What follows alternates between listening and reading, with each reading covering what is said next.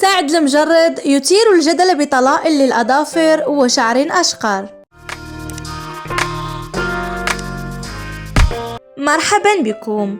أحيا الفنان سعد المجرد أول أمس الجمعة حفلا فنيا في دبي، حيث استأنف أنشطته الفنية بعد أزيد من سنة على غيابه عن المسارح بسبب القضية المتورط فيها بالديار الفرنسية.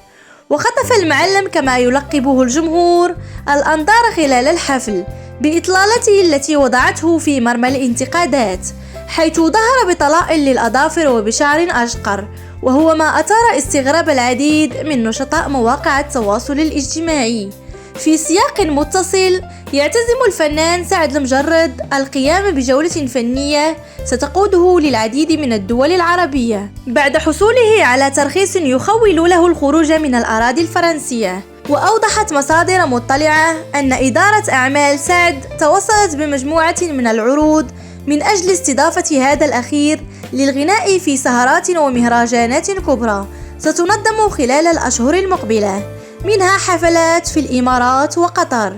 ويشار إلى أن القضاء الفرنسي أدان للمجرد شهر فبراير الماضي 6 سنوات سجنا على خلفية قضية الاغتصاب المتابع فيها، إلا أن محكمة الاستئناف بباريس وافقت على طلب تمتيعه السراح المؤقت مع البقاء تحت الإشراف القضائي إلى حين محاكمته من جديد. شكرا على المشاهدة، لا تنسوا الإعجاب بالفيديو والاشتراك في القناة وتفعيل الجرس ليصلكم دائما الجديد. إلى اللقاء.